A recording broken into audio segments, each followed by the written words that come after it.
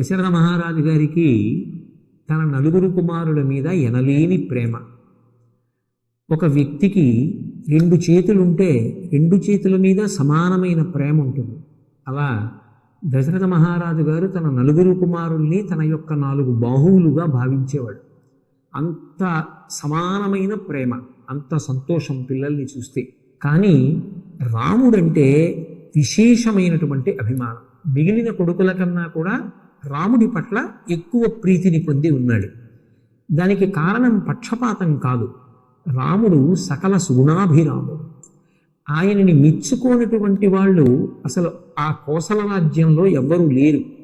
అందరూ ఆయనని ఇష్టపడేవారు. ఇష్టపడడానికి కారణం ఆయన యొక్క గుణములు. అంత మంచి గుణములు కలిగినటువంటి వాడు.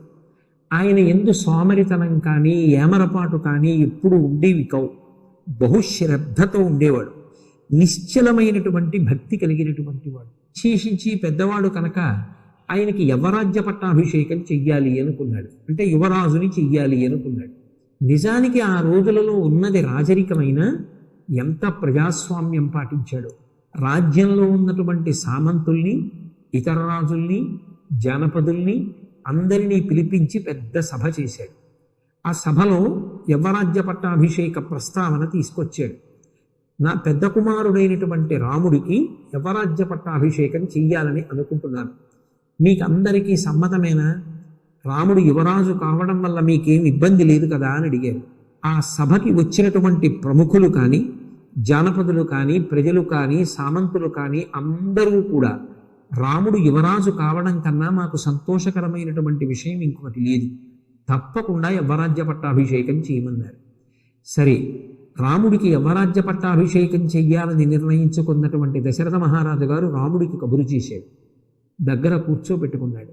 రాజ్యాన్ని ఎంత జాగ్రత్తగా పరిపాలన చెయ్యాలో, ప్రజల్ని కన్న బిడ్డల్లా ఎలా చూసుకోవాలో, సత్యధర్మముల పట్ల ఎలా అనురక్తి కలిగి ఉండాలో చిరునవ్వులు చిందిస్తూ తన కొడుక్కి అన్ని విషయాలు చెప్పి రాజధర్మాలన్నిటినీ కూడా నూరిపోశాడు. తండ్రి దగ్గర సెలవు తీసుకుని రామచంద్రమూర్తి తన యొక్క మందిరానికి వెళ్ళిపోయాడు. దశరథ మహారాజు గారు ఎంతో సంతోషంగా ఇంకా కొడుక్కి పట్టాభిషేకం చేస్తున్నానని ఆ రాత్రి విశ్రాంతి తీసుకోవడానికి కైకేయి మందిరానికి బయలుదేరాడు. అయోధ్యానగరం అంతటా కూడా రాముడు యువరాజు అవుతున్నాడనేటటువంటి ఆనందం ప్రస్ఫుటంగా కనపడింది. ఇంటింటా కూడా అలంకారాలు చేశారు, చక్కటి ముగ్గులు పెట్టారు, పతాకాలు ఎగరేశారు, గంధం కలిపినటువంటి నీళ్లు రహదారుల మీద చల్లారు, పువ్వులు చల్లారు. ప్రజలందరూ కూడా ఎంతో సంతోషంతో ఉన్నారు.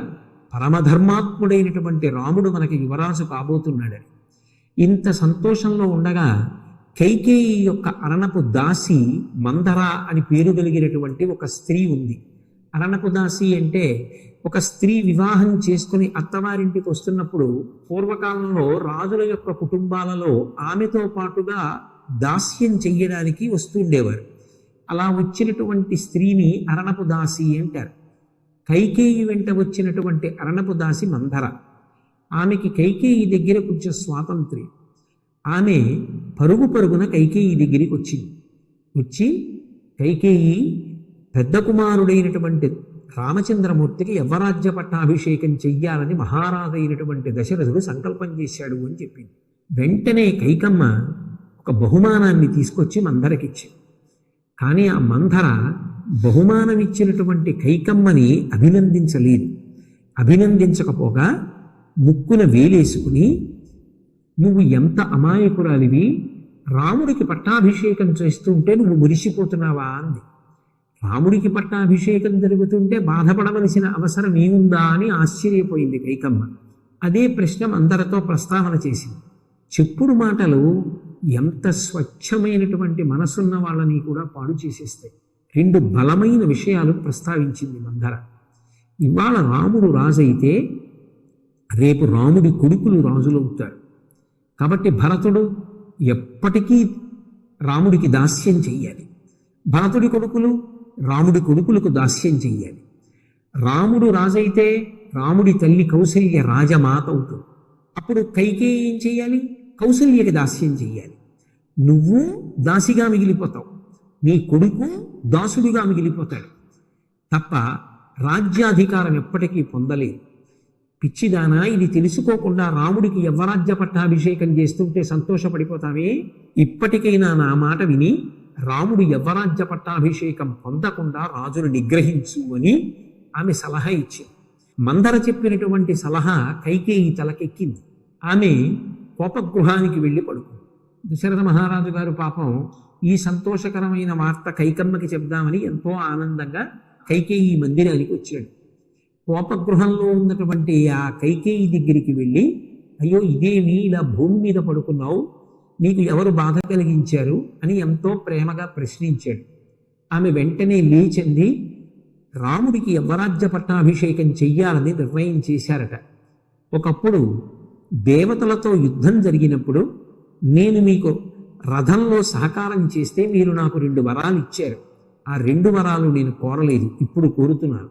ఇదే ముహూర్తానికి రాముడికి జరగవలసినటువంటి యవ్వరాజ్య పట్టాభిషేకానికి బదులుగా నా కుమారుడైనటువంటి భరతుడికి పట్టాభిషేకం జరగాలి. యవ్వరాజ్య పట్టాభిషేకం పొందవలసినటువంటి రాముడు 14 సంవత్సరములు అరణ్యవాసానికి వెళ్ళిపోవాలి. ఆ వెళ్ళిపోవడం కూడా జటాధారి అయి జటలు కట్టుకుని నారచీరలు ధరించి జింక చర్మాన్ని చుట్టుకుని దండకారణ్యంలో వసించాలి. రాజ్యంలో ఉండకూడదు. అలా 14 సంవత్సరములు వనవాసం చెయ్యాలి. ఈ 2 నా వరములంది. ఈ మాట వినగానే దశరథ మహారాజు గారు గండ్రగొడ్డలి పెట్టి మద్ది చెట్టుని నరికితే ఎలా నేల కూలిపోతుందో అలా నేల కూలిపోయాడు. ఆయనకి రాముడి మీద ఉన్నటువంటి ప్రీతి అటువంటిది. ఆయన ఆమె మాట వినడంతోనే స్పృహ తప్పి కింద పడిపోయాడు. ఆ రాత్రి ఎంత కైకమ్మని ఎంత బ్రతిమాలాడో. చిట్ట చివరికి కైకమ్మ యొక్క 2 పాదములు కూడా పట్టుకున్నాడు. నా మీద కనికరించు, వృద్ధుడనైపోయాను, రాముడు లేకుండా జీవించలేను. సకల సుగుణాభిరాముడైనటువంటి రాముణ్ణి అరణ్యవాసానికి పంపి నీ కుమారుడైనటువంటి భరతుడికి పట్టాభిషేకం చెయ్యడం ధర్మం కాదు. కైకేయి నీ మనసు మార్చుకొమ్మని, వరములను ఉపసంహారం చెయ్యమని ఎంతో ప్రార్థన చేశాడు. కానీ చెప్పుడు మాటలు విన్నటువంటి కైకమ్మ యొక్క మనసు బండరాయిలా మారిపోయింది. నిజానికి కైకమ్మ మనసు అమృత హృదయం. రాముడికి యవ్వరాజ్య పట్టాభిషేకం అంటే ప్రారంభంలో బహుమానం తీసుకొచ్చి ఇచ్చింది మందరకి. కానీ అదే మందర కైకమ్మ మనసు విరిగిపోయేటట్టుగా మాట్లాడితే పాపం రాక్షసిలా మారిపోయింది, బండరాయిలా మారిపోయింది. భర్త పాదమును పట్టుకున్నా కూడా ఆమె మనసు కరగలేదు. తెల్లవారింది, రాముడు వచ్చాడు. దశరథ మహారాజు మాట్లాడలేకపోయాడు. కానీ కైకమ్మంది, రాత్రి నేను 2 వరాలు అడిగాను. ఒకటి, భరతుడికి పట్టాభిషేకం జరగాలి. ఇదే ముహూర్తానికి నువ్వు 14 సంవత్సరముల వనవాసం చెయ్యడానికి దండకారణ్య ప్రవేశం చెయ్యాలి. ఇప్పుడే వెళ్ళిపోవాలి. నేను చూస్తూ ఉండగా వెళ్ళిపోవాలి. ఆలస్యం జరగడానికి వీలు లేదు. ఈ 2 నీ తండ్రి నాకు ఇచ్చిన వరాలు. రాముడు అన్నాడు, అమ్మా నాకు ధర్మం కావాలి, నాన్నగారు చెప్పిన పని నాకు చెయ్యడం కావాలి. నిన్న రాత్రి నాన్నగారు పిలిచి యవ్వరాజ్య పట్టాభిషేకం చేసుకో అన్నారు. నాన్నగారు చెప్పారు కాబట్టి పట్టాభిషేకం చేసుకుంటానన్నారు.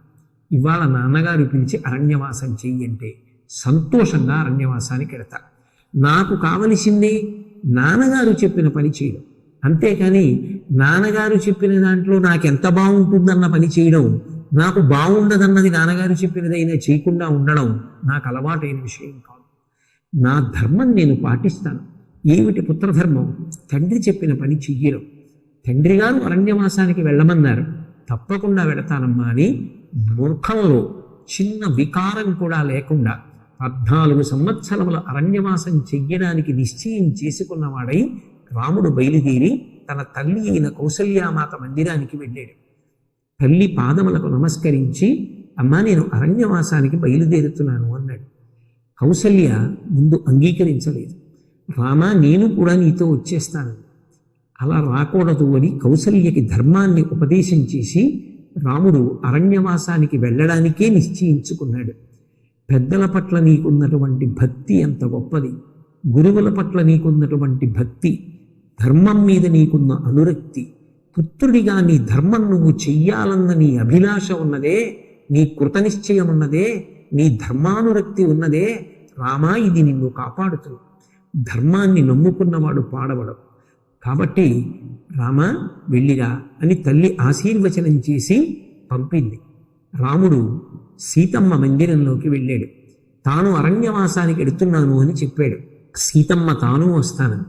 కానీ తండ్రి గారు నన్నొక్కడే అరణ్యవాసం చెయ్యమన్నారు తప్ప నీతో కలిసి చెయ్యమనలేదు. అందుకు నేను అయోధ్యానగరంలోనే ఉండు.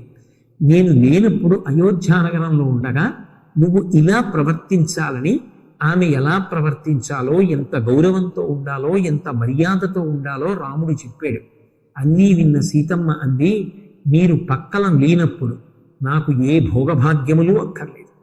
మీరు పక్కన ఉంటే అదే నాకు స్వర్గం, అదే నాకు సకల సౌభాగ్యాలు తప్ప మీరు పక్కన లేకుండా నేను ఉండలేను. అందుకని నేను కూడా మీతో వస్తాను అంగీకరించాడు.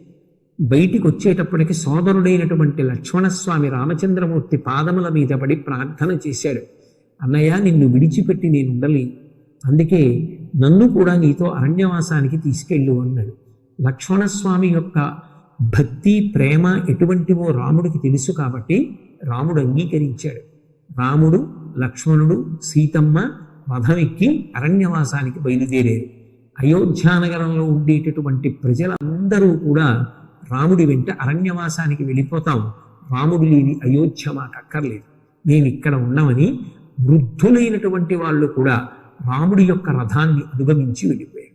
చీకటి పడే సమయానికి తమసా నదీ తీరానికి చేరుకున్నారు. ఆ తమసా నదీ తీరంలో విడిది చేశారు. రామలక్ష్మణులు, సీతమ్మ కూడా విశ్రమించారు. రామచంద్రమూర్తి ఆలోచించాడు, అరణ్యవాసం 14 సంవత్సరములు చెయ్యాలి. ఈ పౌరులు నా మీద ఉన్నటువంటి ప్రేమతో ఇలాగే నన్ను అనుగమించి వస్తే అక్కడ క్రూర మృగాల యొక్క ధాటికి తట్టుకోలేరు. వీళ్ళు నిష్కారణంగా కష్టపడాలి. అరణ్యవాసం చెయ్యవలసినటువంటి వాళ్ళం మేము ముగ్గురమే. అంతేకాని నా కోసం ఎందుకు ఇంతమందిని బాధ పెట్టాలని అందరూ గాఢ నిద్రలో ఉండగా తెల్లవారుజామున లేచి ఎవ్వరికీ చెప్పకుండా సీతాలక్ష్మణులతో కలిసి రథం ఎక్కి బయలుదేరి వెళ్ళిపోయాడు. ఆ నిద్ర లేచినటువంటి పౌరులు సీతారామ లక్ష్మణులు కనపడక అలమటించారు. ఓహో, రాముడు మన మీద ఉన్నటువంటి ఎనలేని ప్రేమ చేత వెళ్ళిపోయాడు, మనం ఈ గాఢ నిద్రకి వశులమై ఇలా పడుకుని ఉండిపోయామని వాళ్ళు బాధపడుతూ తిరిగి వెళ్ళిపోయారు. అలా బయలుదేరినటువంటి రామలక్ష్మణులు, సీతమ్మ వేదశ్రుతి, గోమతి, సనందిక అనబడేటటువంటి నదులు దాటారు. దాటి ఆ గంగా తీరంలో శృంగిబేరపురము అనబడేటటువంటి ఒక ఊరు ఉంది. అక్కడ గుహుడు అనబడేటటువంటి వ్యక్తి ఉన్నాడు. ఆయన వేటాడి జీవనం చేస్తూ ఉంటాడు. ఎటువంటి వ్యక్తి అయినా సరే ప్రేమ కలిగి ఉంటే అతనితో స్నేహం చేయడానికి రాముడు వెనకాడాడు. రాముడి యొక్క గొప్పతనం మీరందరూ తెలుసుకోవలసినటువంటిది, తప్పకుండా జ్ఞాపకం పెట్టుకోవలసింది ఒకటి ఉంది. రామాయణం 24,000 శ్లోకాలు.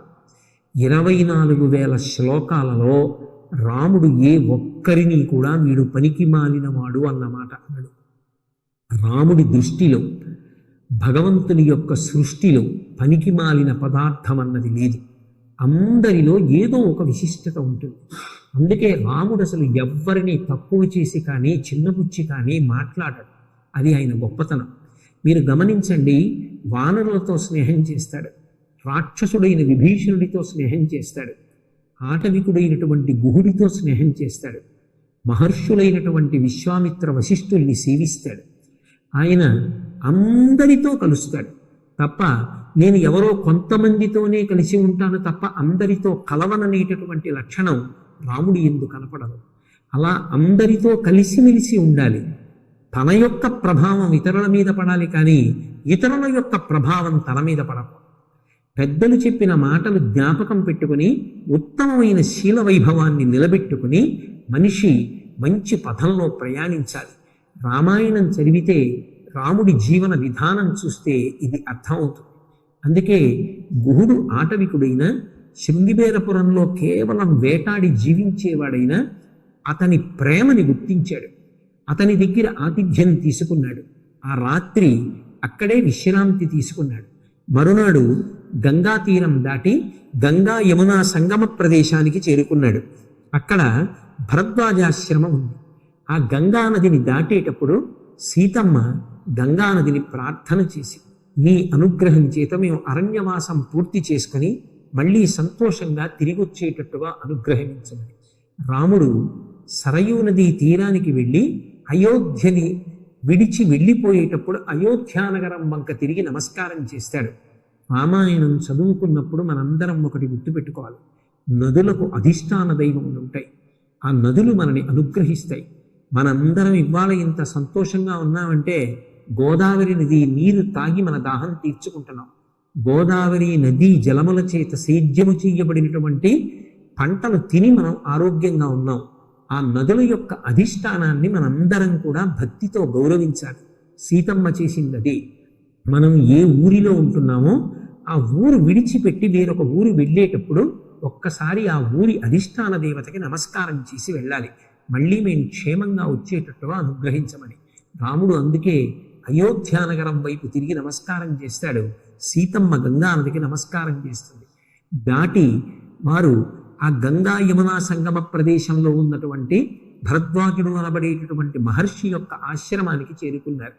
మహర్షి అన్నారు, 14 సంవత్సరముల అరణ్యవాసం పూర్తయిపోయే వరకు మీరు నా దగ్గరే ఉండమన్నారు.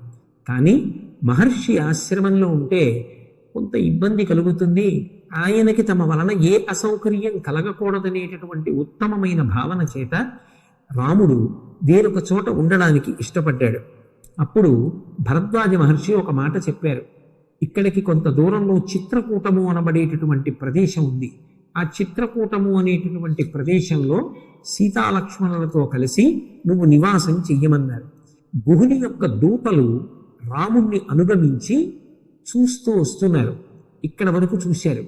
వెనక్కి వెళ్ళి ఈ మాట గుహుడితో చెప్పారు. గుహుడు చెప్పినటువంటి మాటలను ఆ రాముడి యొక్క రథానికి సారథ్యం చేసి తీసుకొచ్చినటువంటి దశరథుని యొక్క మంత్రి అయిన సుమంత్రుడు విన్నాడు. ఆయన తిరిగి వెళ్ళి అయోధ్యానగరంలో చెప్పాడు. ఈ సీతారామ లక్ష్మణులు చిత్రకూటం మీద పర్ణశాల ఏర్పాటు చేసుకుని అక్కడ సంతోషంగా తృప్తితో జీవనం చేస్తున్నారు. ఇలా వాళ్ళు సంతోషంగా ఉన్నటువంటి కాలంలో ఒక ఆశ్చర్యకరమైనటువంటి సంఘటన జరిగింది. ఒకరోజు ఏదో పెద్ద కోలాహలం వినపడింది. పక్షులన్నీ కదిలిపోతున్నాయి, మృగాలన్నీ పరుగులు తీస్తున్నాయి. ఎందుకు ఇలా జరుగుతోంది అని ఆలోచించినటువంటి రాముడు సీతమ్మతో కలిసి ఒక వృక్షం కింద కూర్చుని ఉన్నాడు. లక్ష్మణస్వామిని పిలిచి, లక్ష్మణ చెట్టు పైకెక్కి ఆ చెట్టు నుంచి చూడు, ఏదో పెద్ద కోలాహలం వినపడుతోంది, ఏం జరుగుతోందో గమనించాను. పైకెక్కినటువంటి లక్ష్మణస్వామి పెద్దగా అరిచాడు, అన్నయ్య ఉయిన సీతమ్మని ఆ గుహలోకి ప్రవేశపెట్టు, మన ధనుర్బాణాలు కత్తులు పట్టుకురా. అదిగో ఇక్ష్వాకుల యొక్క ఆ గుర్తైనటువంటి కోవిదార వృక్షం పతాకం మీద కనపడుతోంది. భరతుడు సైన్యంతో కలిసి వస్తున్నాడు. నిజానికి భరతుడు ఎందుకు వచ్చాడు అంటే రాముణ్ణి లక్ష్మణుణ్ణి సంహరించడానికి రాలేదు. పాపం దశరథ మహారాజు గారు రామలక్ష్మణులు సీతమ్మ వెళ్ళిపోయిన తరువాత ఇక తట్టుకోలేక తను యవ్వనంలో ఉన్నప్పుడు వేటకి వెళ్ళడం, ఆ వేటకి వెళ్ళినప్పుడు అనుకోకుండా ఒక మునికుమారుణ్ణి చంపడం, ఆ మునికుమారుడు ఇచ్చినటువంటి శాపం, ఆ శాపం వలన తను కూడా పుత్రుణ్ణి తంచుకుంటూ మరణించవలసినటువంటి అగత్యం జ్ఞాపకానికి వచ్చి రాత్రి కౌసల్య వింటోందనుకుని చెప్పాడు. కానీ కౌసల్య గాఢనిద్రలో ఉంది. దశరథ మహారాజు గారు ఆ రోజు రాత్రి మరణించాడు. తెల్లవారి లేచిన తరువాత చూస్తే దశరథుడు మరణించి ఉన్నాడు. వశిష్ఠుని యొక్క ఆజ్ఞ మేరకి దశరథుని యొక్క శరీరాన్ని తైలద్రోణిలో ప్రవేశపెట్టారు. అంటే ఒక రకమైన నూనెలో ఉంచారు. ఎందుచేత? పెద్ద కొడుకు రాముడు లేడు, లక్ష్మణుడు లేడు, భరతుడు శత్రుఘ్నుడు లేడు. ఎందుకని? భరతుడి తాతగారి ఇంటికి భరతుడు తన తమ్ముడైన శత్రుఘ్నుడిని తీసుకుని వెళ్ళిపోయాడు. కాబట్టి కొడుకులు నలుగురు లేరు. ఇంత కష్టపడి నలుగురు కొడుకుల్ని కన్నటువంటి తండ్రికి శరీరం విడిచిపెడితే అంత్యేష్టి సంస్కారం చేయడానికి దగ్గర ఒక్క కొడుకు లేడు. కొడుకు వస్తే తప్ప అంతిమ సంస్కారం చేయడానికి వీలు లేదు. అందుకని వశిష్ఠుని ఆజ్ఞ మేరకి దశరథుని యొక్క శరీరాన్ని తైలద్రోణిలో ఉంచారు. కబురు పంపారు. భరత శత్రుఘ్నులు ఇద్దరూ తిరిగి వచ్చారు. వచ్చిన తరువాత కైకమ్మ తాను వరాలడిగిన విషయం చెప్పింది. పెద్దవాడైన రాముడు ఉండగా ఒక్కనాటికి తాను పట్టాభిషేకం చేసుకోనని తిరస్కరించి పరమ ధర్మాత్ముడు అన్నగారి పట్ల భక్తి కలిగినటువంటి భరతుడు తండ్రికి అంత్యేష్టి సంస్కారాన్ని నిర్వహించాడు. ఎంతమంది చెప్పినా రాజ్యాన్ని స్వీకరించడానికి ఇష్టపడక సైన్యంతో, మంత్రులతో, పురోహితులతో కలిసి రామలక్ష్మణులు సీతమ్మ ఎక్కడికి ఉన్నారో అక్కడికి వెళ్ళి వారి పాదములు పట్టి ప్రార్థన చేసి వాళ్ళని తిరిగి తీసుకొచ్చి రాముడికే తిరిగి యవ్వరాజ్య పట్టాభిషేకం చేస్తానని అప్పటికప్పుడు దారులన్నీ ఏర్పాటు చేసి చతురంగ బలాలతో, రథాలతో, మంత్రులతో, సామంతులతో, మణిప్రముఖులతో సేన తేడినటువంటి భరతుడు గుహుడి దగ్గరికి వచ్చి విశ్రాంతి తీసుకుని రామలక్ష్మణులు భరద్వాజాశ్రమం మీదుగా వెళ్ళారన్న వార్త తెలుసుకుని మహర్షిని సేవించి చిత్రకూటం వైపుగా వెళ్ళాడు. ఆ చిత్రకూటం వైపుగా వెళ్ళి సీతారామలక్ష్మణుల్ని అయోధ్యకి తీసుకెళ్ళాలి అన్నది భరతుని యొక్క కోరిక. కానీ రాముడు ఏదో కోలాహలంగా ఉంది, ఎవరొస్తున్నారో చూడు అని చెప్పినప్పుడు చెట్టుపైకెక్కి చూసినటువంటి లక్ష్మణుడు, అన్నయ్య అన్నయ్య అదిగో కోవిదార వృక్షం కనపడుతోంది పతాకం మీద. భరతుడు నిన్ను అరణ్యవాసానికి పంపడమే కాకుండా శత్రుశేషం ఉండకూడదని నిన్ను నన్ను సంహరించి రాజ్యాన్ని శాశ్వతంగా పొందడం కోసం సైన్యంతో బయలుదేరి వస్తున్నాడు. అందుకే వదినుని గుహలో ప్రవేశపెట్టు, ధనుర్బాణాలు పట్టుకురా, మన కత్తుని పట్టుకురా, ఇప్పుడే భరతుణ్ణి, శత్రుఘ్నుణ్ణి, సైన్యాన్ని సంహరిస్తానన్నాడు. రాముడు తొట్రుపడలేదు, ఒక్క మాట అనలేదు. రాముడు అంత బాగా ఆలోచిస్తాడు. ఆయన అన్నాడు, లక్ష్మణ నీకు రాజ్యం కావాలా? భరతుడు వచ్చిన తరువాత చెప్పి రాజ్యం ఇప్పిస్తాను, కిందకి దిగిరా. ఆ మాట అనేటప్పటికీ లక్ష్మణస్వామి తాను చేసిన తప్పు తెలుసుకున్నాడు. మెల్లిగా దిగొచ్చి రామచంద్రమూర్తి దగ్గర చేతులు జోడించి నిలబడ్డాడు. ఈలోగా భరతశత్రుఘ్నులు గబగబా బయలుదేరి వచ్చారు. వచ్చి రామచంద్రమూర్తి యొక్క పాదాల మీద, సీతమ్మ పాదాల మీద పడి అనేక విధాలుగా ప్రార్థన చేశారు. తిరిగి అయోధ్యానగరానికి వచ్చి అపరాజ్య పట్టాభిషేకం చేసుకోమని.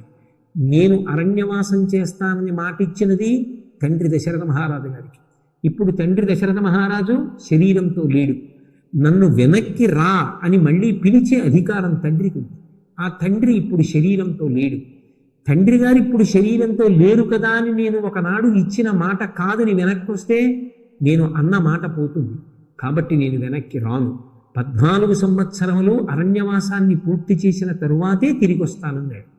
కాదు తిరిగి వచ్చి రాజ్యం తీసుకోమంటాడు భరతుడు. కాదు 14 సంవత్సరములు అరణ్యవాసమే చేస్తానంటాడు రాముడు. సాధారణంగా రాజకుటుంబాలలో అన్నని చంపి తమ్ముడు రాజ్యం పుచ్చుకుందాం అనుకుంటాడు, తమ్ముడిని చంపి అన్న రాజ్యం పుచ్చుకుందాం అనుకుంటాడు. నాకు కాదు, ధార్మికంగా రాజ్యం నీకు చెందాలి, నువ్వొచ్చి రాజ్యాన్ని పరిపాలించాలి అని తమ్ముడైనటువంటి భరతుడు అన్నగారైన రాముణ్ణి ప్రార్థించాడు. తండ్రికిచ్చిన మాటకి కట్టుబడి 14 సంవత్సరముల అరణ్యవాసం చేస్తాను, నువ్వు రాజ్య పరిపాలన చెయ్యమని భరతుడు రాముణ్ణి ప్రార్థించాడు.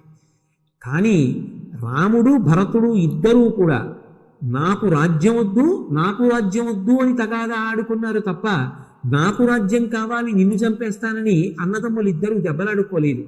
రామాయణాన్ని పరిశీలిస్తే అన్నదమ్ముల మధ్య ఉండవలసినటువంటి మైత్రి అర్థమవుతుంది. రామాయణము శ్రీరామాయణము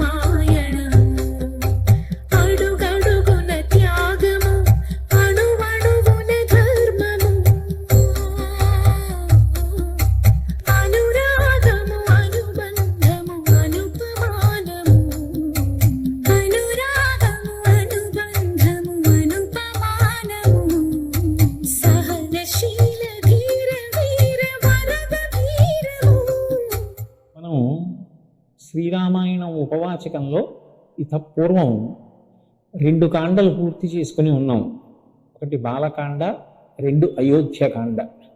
అయోధ్యకాండ పూర్తయ్యే సమయానికి సీతాలక్ష్మణులతో కలిసి రామచంద్రమూర్తి అత్రి మహర్షి యొక్క ఆశ్రమంలోకి ప్రవేశించి అనసూయమ్మ యొక్క ప్రత్యేకమైనటువంటి గౌరవాన్ని సీతమ్మ పొందినటువంటి ఘట్టం దగ్గర పూర్తి చేసి ఉన్నాం. తర్వాత సీతారామ లక్ష్మణులు దండకారణ్యంలోకి ప్రవేశించారు. ఆ దండకారణ్యం చాలా సుందరమైనటువంటి ప్రదేశం. అనేకమైనటువంటి మృగాలతోటి, పక్షులతోటి, రకరకాలైనటువంటి చెట్లతోటి, పుష్పించి ఫలించినటువంటి వృక్షములతోటి శోభిస్తూ ఉంటుంది. అటువంటి ఆ దండకారణ్య ప్రదేశంలో అనేకమైనటువంటి మున్యాశ్రమములు ఉన్నాయి. అంటే అక్కడ వేదం చదువుకుంటున్న వాళ్ళు, చదువుకున్న వాళ్ళు, అనేక మంది మునులు యజ్ఞయాగాది క్రతువులు చేస్తూ ఉంటారు. అవన్నీ లోక కళ్యాణం కోసం జరుగుతూ ఉంటాయి. అలా ఎక్కడైతే యజ్ఞయాగాది క్రతువులు జరుగుతూ ఉంటాయో, ఎక్కడైతే మునులు ఉన్నారో అక్కడ భయపడవలసినటువంటి అవసరం కానీ, శత్రువులు తనని చలకుతారేమో అన్న ఏ విధమైన అపోహ కానీ పెట్టుకోవడానికి అవకాశం ఉండదు. అందుకే రామచంద్రమూర్తి ఆ ప్రదేశంలోకి వెళ్ళగానే ధనస్సుకి కట్టినటువంటి వింటినారిని విప్పేశాడు. అంటే ఇక్కడ నేను ధనస్సులోకి బాణాన్ని సంధించి విడిచిపెట్టవలసినటువంటి అవసరం ఉండదు. ఇది పరమ పవిత్రమైనటువంటి ప్రదేశం. మనం ఒక్కొక్క ప్రదేశంలోకి వెళ్ళినప్పుడు మనం ఎలా ప్రవర్తిస్తాము అనేటటువంటి దాన్ని బట్టి ఆ ప్రదేశం యొక్క పవిత్రతని మనం ఎంత అర్థం చేసుకున్నాము అన్నది తెలుస్తుంది. అందుకే ఎక్కడ ఎలా ప్రవర్తించాలో అలా ప్రవర్తించడం మనిషికి తెలిసి ఉండాలి. శ్రీరామాయణం మనుష్యులకందరికీ కూడా ప్రవర్తన చెప్పేటటువంటి ఒక అద్భుతమైనటువంటి శాస్త్రం. అక్కడ చాలా సంతోషంగా మునులతో కొంతకాలం గడిపిన తరువాత రాముడు ఆ ప్రదేశాన్ని విడిచిపెట్టి దండకారణ్యంలో ప్రయాణం కొనసాగిస్తున్నాడు. అలా విడుతుండగా వాళ్ళకి విరాధుడు అనబడేటటువంటి ఒక భయంకరమైనటువంటి రాక్షసుడు తటస్థించాడు. ఆ రాక్షసుడు సీతారామ లక్ష్మణుల్ని చూసి వాళ్ళని భయపెట్టి సంహరించి తాను తినేయాలనేటటువంటి ఉద్దేశ్యంతో వాళ్ళ మీద పడి రామలక్ష్మణులు ఇద్దరినీ కూడా తన చేతులతో పట్టుకుని తీసుకుపోయేటటువంటి ప్రయత్నం చేస్తున్నాడు. ఆ రామలక్ష్మణులు ఇద్దరూ రాక్షసుని చేత తీసుకుపోబడుతున్నారన్న విషయాన్ని గమనించినటువంటి సీతమ్మ ఆక్రోశిస్తోంది. వెంటనే రామలక్ష్మణులు ఇద్దరూ కూడా తమ ఖడ్గములను పైకి తీసి ఆ విరాధుని యొక్క చేతులను భుజముల వరకు ఖండించి తమ మోచేతుల చేత మోకాళ్ల చేత ఆ రాక్షసుడి యొక్క శరీరాన్ని మర్దించారు. తుదకు అతన్ని సంహారం చెయ్యాలనేటటువంటి ఉద్దేశ్యంతో ఒక పెద్ద గొయ్యి తీసి ఆ గోతిలో ఈ రాక్షసుణ్ణి పడేసి ఆ గోతిని కప్పెట్టి ఆ విరాధుడనబడేటటువంటి రాక్షసుణ్ణి సంహరించారు. ఆ రాక్షసుడు రాముడి చేతిలో సంహరింపబడడానికి పూర్వం ఒక విషయాన్ని చెప్పాడు. నేను తుంబురుడు అనబడేటటువంటి ఒక గొప్ప గాయకుణ్ణి, కానీ నారద మహర్షి చేత శాపాన్ని పొందాను. ఆ శాపం కారణం చేత ఇటువంటి రాక్షస రూపం వచ్చింది. ఆ తర్వాత విరాధుని యొక్క శరీరాన్ని గోతిలో పూడ్చిపెట్టినటువంటి రామలక్ష్మణులు సీతమ్మతో కలిసి ముందుకి ప్రయాణాన్ని కొనసాగించారు. అలా కొనసాగించి వెళ్ళినటువంటి వాళ్ళు శరభంగ మహర్షి యొక్క ఆశ్రమానికి చేరుకున్నారు. శరభంగ మహర్షి ఎంతో కాలం తపస్సు చేసినటువంటి మహానుభావుడు. ఆయన సీతారామ లక్ష్మణులు తన ఆశ్రమానికి వచ్చినప్పుడు వారికి స్వాగతం పలికి చేయవలసినటువంటి ఆశ్రమ మర్యాదలు చేయడమే కాకుండా తాను కష్టపడి చేసినటువంటి తపస్సు యొక్క ఫలితాన్నంతటినీ కూడా రామచంద్రమూర్తికి ధారపోశాడు. అలా రామచంద్రమూర్తికి ధారపోయడం వెనక ఉన్నటువంటి కారణం, రాబోయేటటువంటి కాలంలో రాముడు రావణుణ్ణి సంహరించవలసినటువంటి అవసరం ఉంటుంది అని తెలుసుకున్నటువంటి వాడు శరభంగుడు. మహర్షులు త్రికాలవేదు, వారికి తెలియని విషయం ఉండదు. అందుకే అలా రావణ సంహారం చెయ్యవలసినటువంటి రాముడికి అపారమైనటువంటి శక్తిని సమకూర్చడం కోసం ఆయన తన తపశ్శక్తిని అంతటినీ కూడా ధారపోశాడు. శరభంగ మహర్షిని దర్శించుకున్న తర్వాత ఆయన నుండి స్ఫూర్తిని తపశ్శక్తిని పొందినటువంటి రాముడు సుతీక్ష్ణ మహర్షి యొక్క దర్శనానికి వెళ్ళాడు. ఆ మహర్షి దర్శనం చెయ్యమని చెప్పినటువంటి వాడు కూడా శరభంగుడే. సుతీక్ష్ణ మహర్షి గొప్ప శక్తి సమన్వితుడు, అపారమైనటువంటి తపస్సు చేసినవాడు. శరభంగుడి ఆశ్రమాన్ని విడిచిపెట్టి సుతీక్ష్ణ మహర్షి యొక్క దర్శనానికి రాముడు బయలుదేరి వెడుతున్న సమయంలో ఒక ఆశ్చర్యకరమైనటువంటి సంఘటన జరిగింది. అనేక మంది మునులు రాముడి యొక్క దర్శనం చేసుకొని వారందరూ కూడా ఆర్తితో రాముణ్ణి ప్రార్థించారు. రామ, నువ్వు లోక సంరక్షణ కొరకు వచ్చినవాడి, నీకు సమాజ హితమునందు అపారమైనటువంటి అనురక్తి ఉన్నది. రాముడికి ఉన్నటువంటి 16 కళ్యాణ గుణములలో ఒకటి భూతహితము కలిగినటువంటి వాడు. ఇప్పుడు ఈ కాలంలో అంటే ఆనాడు ఉన్నటువంటి కాలంలో రావణాసురుడి పనుపున వచ్చినటువంటి అనేక మంది రాక్షసులు వేదాన్ని నమ్ముకుని తపస్సు చేస్తూ సాత్వికమైనటువంటి జీవనం కొనసాగిస్తున్నటువంటి మునుల్ని సంహరించి వారి యొక్క మాంసాన్ని తింటున్నారు. ఇదిగో గుట్టలు గుట్టలుగా పడి ఉన్నటువంటి మునుల యొక్క కళేబరాలు, వాళ్ళ యొక్క అస్థిపంజరాలు. కాబట్టి ఆ మునులు తమ తపశ్శక్తితో తమని తాము రక్షించుకునేటటువంటి వారు కారు, వారు దైవాన్ని నమ్ముకుని జీవిస్తున్నవారు. నీవు ఇవాళ అరణ్యానికి వచ్చావు కనుక, మా కష్టములను చూశావు కనుక, నిష్కారణంగా ఎవరికీ ఏ ఇబ్బంది కల్పించని వారైనా మునులను సంహరిస్తున్నటువంటి రావణ సంహారం చెయ్యవలసింది అని, రాక్షసుల్ని సంహరించవలసింది అని మునులు రామచంద్రమూర్తిని ప్రార్థన చేశారు. తదనంతరం రాముడు సుతీక్ష్ణ మహర్షి యొక్క ఆశ్రమానికి వెళ్ళి ఆ సుతీక్ష్ణ మహర్షి యొక్క దర్శనం చేసుకున్నాడు. ఆయన కూడా మహితాత్ముడు, ఎంతో తపస్సు చేసినవాడు. సుతీక్ష్ణ మహర్షి తన తపశ్శక్తిని అంతటినీ కూడా సమాజ హితము కొరకు రామచంద్రమూర్తికి ధారపోశాడు. ఆ సుతీక్ష్ణ మహర్షి యొక్క దర్శనం చేసుకున్నటువంటి రాముడు దండకారణ్యం లోపలికి ప్రవేశించి 10 సంవత్సరములు గడిపాడు. 10 సంవత్సరములు అయిపోయిన తర్వాత తిరిగి సుతీక్ష్ణ మహర్షి యొక్క ఆశ్రమానికి వచ్చాడు. వచ్చి తనకి అగస్త్య మహర్షి యొక్క దర్శనం చేసుకోవాలని ఉంది అని తన కోరిక వెల్లడించాడు. అగస్త్య మహర్షి అపారమైనటువంటి తపశ్శక్తి సంపన్నుడు. రాముడు మహితాత్ముడైనటువంటి అగస్త్య మహర్షి దర్శనానికని బయలుదేరాడు. సుతీక్ష్ణ మహర్షి ఏ మార్గం చెప్పాడో ఆ మార్గంలో బయలుదేరి వెడుతుండగా మొట్టమొదట అగస్త్య మహర్షి యొక్క సోదరుడి ఆశ్రమం కనపడింది. ఇంతమంది పేర్లు చెప్పిన వాల్మీకి మహర్షి రామాయణంలో అగస్త్యుని యొక్క సోదరుడి పేరు చెప్పలేదు. ఆ మహర్షి పేరు అగస్త్య భ్రాత, అంటే అగస్త్యుని సోదరుడు అని ఉండిపోయింది తప్ప ఆయన పేరు చెప్పబడలేదు. మనిషి బ్రతికిన బ్రతుకు దేనికి పనికి రావాలి అంటే కీర్తిని సముపార్జించుకోవాలి.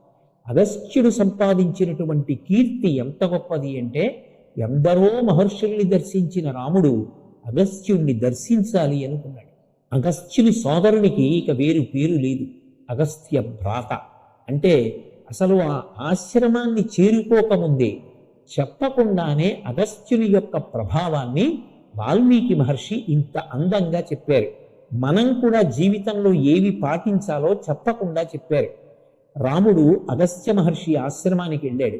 వచ్చిన వాడెవరో నరుడి రూపంలో ఉన్న రాముడు సాక్షాత్తు శ్రీ మహావిష్ణువే అన్న విషయం తెలియని అమాయకుడు అగస్త్యుడు కాడు. కానీ నరుడిగా వచ్చిన రాముడు కనుక నరుడికి ఇవ్వవలసిన గౌరవాన్ని ఇచ్చాడు.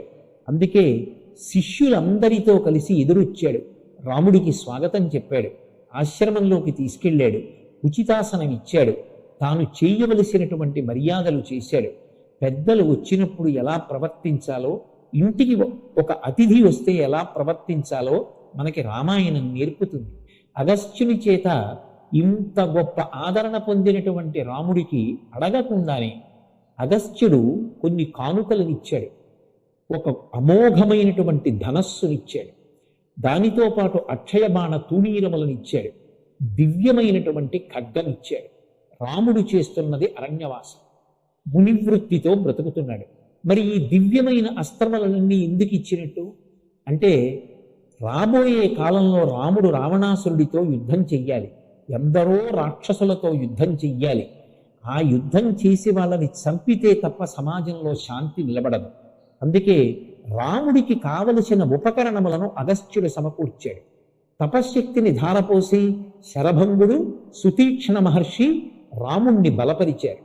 అంటే సమాజం కోసం బ్రతుకుతున్న వ్యక్తి ఎవరుంటాడో అతనికి అన్ని విధాలా చేదోడు వాదోడుగా నిలబడవలసిన కర్తవ్యం సమాజంలో ఉన్న మిగిలిన అందరి మీద ఉంటుంది అని రామాయణం చెప్పకనే చెప్తుంది. వీటిని తీసుకున్న రాముడు ప్రశాంతంగా మిగిలిన అరణ్యవాసం పూర్తి చెయ్యడానికి కావలసినటువంటి ప్రదేశాన్ని, తాము ఉండవలసిన ప్రదేశాన్ని నిర్ణయించి చెప్పవలసిందిగా అగస్త్యుణ్ణి ప్రార్థించాడు. కొద్ది క్షణాలు కళ్ళు మూసుకుని ధ్యానం చేసినటువంటి అగస్త్యుడు నిర్మానుష్యంగా గోదావరి తీరంలో ప్రశాంతంగా ఉండేటటువంటి ప్రదేశమైనటువంటి పంచవటిలో ఉండవలసిందిగా రాముణ్ణి ఆదేశించాడు. సీతాలక్ష్మణ సహితుడై రామచంద్రమూర్తి గోదావరి నదీ తీరంలో ఉన్నటువంటి పంచవటి ప్రాంతానికి చేరుకున్నాడు. రాముని ఆదేశం మేరకు లక్ష్మణస్వామి పర్ణశాలని నిర్మాణం చేశాడు. అంటే రాముడి వెనక వెళ్ళినటువంటి లక్ష్మణుడు రాముడికి కావలసినటువంటి సేవ చేస్తూ తరించాడు. పెద్దల వెనక నడిచేటప్పుడు మనం నేర్చుకోవలసినది ఏమిటి అంటే వారికి మన వలన ఎంత ఉపకారం జరుగుతుందో చూసుకోవాలి. ఆ పర్ణశాల నిర్మాణం లక్ష్మణుడు చేశాడు. అందులో సీతారామ లక్ష్మణులు సంతోషంగా కాలం గడుపుతున్నారు. ఇలా కాలం గడిచిపోతుండగా రావణ సంహారం జరగవలసినటువంటి ప్రధానమైన అవసరం ఉంది కదూ, దాని కొరకు రామాయణం అనేక మలుపులు తిరుగుతుంది. ఒకనాడు అకస్మాత్తుగా రావణుడి యొక్క సోదరి అయిన శూర్పణఖ అనబడేటటువంటి ఒక పెద్ద రాక్షసి ఆ ఆశ్రమ ప్రాంగణానికి వచ్చింది. రాముడి యొక్క అందాన్ని చూస్తే మగవారు కూడా మోహించేవారట. పుంసాం మోహన రూపాయ పుణ్యశ్లోకాయ మంగళం అని పేరు. అంతటి అందగాడైన రాముడి దగ్గరికి వెళ్ళి తనని భార్యగా స్వీకరించమని శూర్పణఖ అడిగింది. అసలే రాక్షసి, కఠినంగా మాట్లాడితే లేనిపోని వివాదం ఎందుకు స్త్రీతోనని రాముడు పరిహాసపూర్వకంగా మాట్లాడుతూ, నా భార్య సీత నా పక్కనే ఉన్నది, నా సోదరుడు లక్ష్మణుడు భార్య లేకుండా ఉన్నాడు, ఆయనని వెళ్ళడుగు, ఆయన స్వీకరిస్తే ఆయనకి భార్య కమ్మన్నాడు. ఈమె లక్ష్మణస్వామిని వెళ్ళి ప్రార్థించింది. ఆయన అన్నాడు, నేనే రాముడికి దాసుణ్ణి, నన్ను కట్టుకుని నువ్వేం సుఖపడతావు, నాతో పాటు నువ్వు దాస్యం చెయ్యాలి, ఆయనకే భార్యవిక అని ఆయన పరిహాసం ఆడాడు. ఆ శూర్పణఖ మళ్ళీ రాముడి దగ్గరికి వచ్చి మనసులో ఒక ఆలోచన చేసింది. ఈ రాముడు నన్ను ఎందుకు భార్యగా స్వీకరించట్లేదు? పక్కన సీతమ్మ భార్యగా ఉంది కనుక, ఈమె లేకపోతే నన్ను స్వీకరించేవాడు. ఇంత అందగత్తె సీతమ్మ ఉంది కనుక నన్ను భార్యగా స్వీకరించట్లేదు, ఈమెని సంహరిస్తే నన్ను స్వీకరిస్తాడని వెళ్ళి సీతమ్మ మీద పడి సీతమ్మని చంపే ప్రయత్నం చేసింది. వెంటనే రాముడు లక్ష్మణుణ్ణి పిలిచి, తాను అందగత్తెని అనుకుంటోంది, ఈమె ముక్కు చెవులు కోసి విరువు పని చేయమన్నాడు. సంహరించడం ఇష్టం లేక కేవలం ముక్కు చెవులు కోసి విడిచిపెట్టమన్నాడు. లక్ష్మణస్వామి వెంటనే శూర్పణఖ యొక్క ముక్కు చెవులు కోసేశాడు. దీని ద్వారా మనం తెలుసుకోవలసినటువంటి ఒక ప్రధానమైన విషయం ఉంటుంది. క్రూరమైనటువంటి స్వభావం కలిగిన వారు, మనసులో ఎప్పుడూ పైశాచికంగా ఆలోచించేవాళ్ళు, ప్రతిదానికి కోప స్వభావం కలిగినటువంటి వాళ్ళు రాక్షస ప్రవృత్తి కలిగిన వారు అని పిలువబడతారు.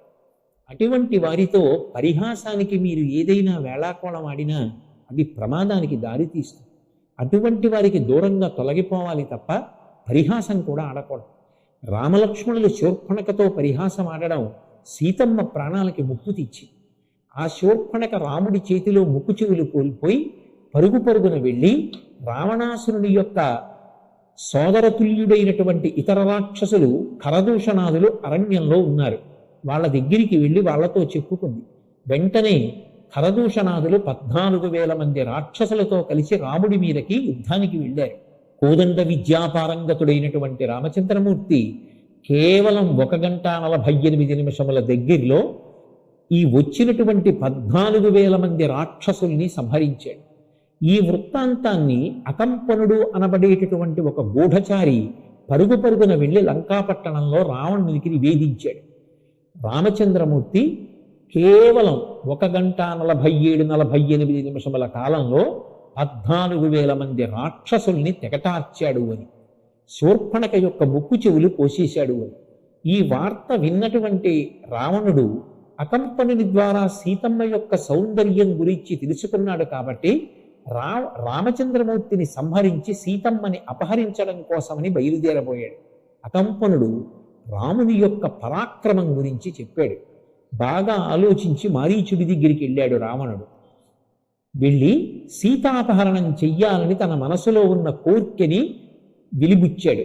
వెంటనే మారీచుడు రామచంద్రమూర్తి యొక్క పౌరుష ప్రతాపాల గురించి చెప్పి, నువ్వు రాముడి జోలికి వెళ్ళకు, నిష్కారణంగా మడిసిపోతావు, నా మాట విని తిరిగి వెనక్కి వెళ్ళిపోమన్నాడు. అప్పటికి మనసు మార్చుకుని రావణుడు వెనక్కి వచ్చాడు. ఈలోగా శూర్పణఖ తాను రామలక్ష్మణుల చేతిలో పొందినటువంటి అవమానాన్ని మనసులో జీర్ణం చేసుకోలేక పరుగు పరుగున వచ్చి అన్నగారి కాళ్ల మీద పడి, అన్నని మూర్ఖుడా అని నిందించి, తెలివి తక్కువ వాడవై ఏం జరుగుతోందో తెలుసుకోకుండా మత్తులో జీవితాన్ని గడిపేస్తున్నావు, 14,000 మంది రాక్షసుల్ని రాముడు కొద్ది కాలంలో సంహరించాడు. ఆ రాముడికి అపూర్వమైనటువంటి సౌందర్యవతి అయిన భార్య ఉంది. అటువంటి భార్యని పొందినటువంటి వాడు అదృష్టవంతుడు. నీవు ఆమెని నీ భార్యగా చేసుకుంటే పక్కన సీతమ్మ లేకపోతే తట్టుకోలేడు కనుక రాముడు మరణిస్తాడు. పైగా అంతటి సౌందర్యవతి సీత నీకు భార్య అవుతుంది. 2 ప్రయోజనములు కలుగుతాయి. కాబట్టి నువ్వు వెంటనే సీతాపహరణం చెయ్యమని దుర్బోధ ఆయనకి చేసింది. అంటే రాముడు తనని స్వీకరించలేదు కనుక, లక్ష్మణుడు ముక్కుచెవులు కోశాడు కనుక, ఎలాగైనా రాముణ్ణి బాధ పెట్టాలని, రాముడి భార్యాస్థానంలో సీతమ్మ ఉండిపోయింది కనుక సీతమ్మ సుఖపడకుండా చెయ్యాలని అసూయ పెంచుకున్నటువంటి శూర్పణఖ రావణాసురుడి దగ్గర అలా ప్రవర్తించి, వెంటనే రావణాసురుడు బయలుదేరి మారీచుడి దగ్గరికి వెళ్ళాడు. నువ్వు బంగారు జింక వేషం వేసుకుని ఆశ్రమానికి వెళ్ళి సీతమ్మని మోహపెట్టు. నిన్ను పట్టుకోవడానికి రాముడు ఆశ్రమానికి దూరంగా వస్తాడు. రాముడు లేని సమయం చూసి నేను సీతాపహరణం చేస్తాను. నువ్వు నేను చెప్పిన మాట విని మాయలేడి వేషంతో ఆ ఆశ్రమంలోకి వెళ్ళమన్నాడు. మారీచుడు మళ్ళీ రాముడి యొక్క గొప్ప పరాక్రమాన్ని చెప్పి, ఎక్కడో బాలకాండలో జరిగినటువంటి విశేషం, విశ్వామిత్రుడు చేస్తున్నటువంటి యాగాన్ని రామలక్ష్మణులు సంరక్షిస్తుండగా తాను యజ్ఞ ధ్వంసానికి వెళ్ళినప్పుడు మానవాస్త్రం పెట్టి రాముడు కొడితే 100 యోజనముల దూరంలో ఉన్నటువంటి సముద్రంలో తాను ఎలా పడిపోయాడో చెప్పి, రాముని యొక్క పరాక్రమం పట్ల తన భయాన్ని వెలిబుచ్చి రాముడితో నువ్వు ఎట్టి పరిస్థితులలో యుద్ధానికి వెళ్ళవద్దు అని చెప్పాడు. మాట వినడం అలవాటు లేనివాడు రావణుడు. తనకి తెలియకపోవడం తప్పు కాదు, కానీ ఇతరులు చెప్పినప్పుడు కనీసం వినే అలవాటు ఉండాలి. మారీచుడు చెప్పిన మాట విని ఉంటే రావణుడు మరణించి ఉండేవాడు కాదు. మూర్ఖత్వానికి పోయి మారీచుడితో ఒక మాట అన్నాడు. నేను చెప్పినట్టుగా నువ్వు బంగారు జింక వేషంలో రామాశ్రమంలోకి వెళ్ళావా, రాముడి చేతిలో మరణిస్తావు. వెళ్ళకపోతే ఇప్పుడే నా చేతిలో మరణిస్తావు. నువ్వు మరణించడం తథ్యం, నీకెవరి చేతిలో మరణం కావాలని అడిగాడు. ఆలోచించాడు మారీచుడు. వీడు మూర్ఖుడు, చెప్పిన మాట వినడం.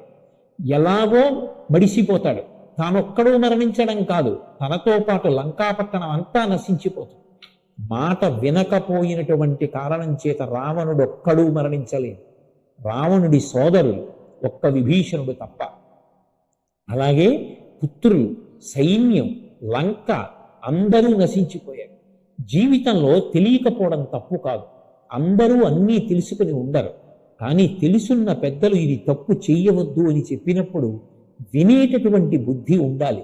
అలా వినే బుద్ధి లేకపోతే, నాకన్నీ తెలుసు ఇతరులు చెప్పినది నేను వినను అని మూర్ఖత్వంతో ప్రవర్తిస్తే 10 తలలు ఉన్నా, ఎంత తపస్సున్నా, కాంచనలంకకి అధిపతి అయినా, ఎంత పరివారమున్నా, ఎంత తపస్సున్నా రావణుడంతటి వాడు పడిపోయాడు. అందుకే జీవితంలో అత్యంత ప్రధానంగా నేర్చుకోవలసిన విషయం పెద్దలు చెప్పిన మాట వినడం. అది వినడం రాకపోతే, మూర్ఖత్వం అలవాటైపోతే, ఎవరు చెప్పినా నేను వినను, నేనేమనుకుంటానో అదే చేస్తానన్నవాడు జీవితంలో వృద్ధిలోకి రాడు. అది మనకి రామాయణం చెప్పే పాఠం. మారీచుని మాట రావణుడు వినలేదు.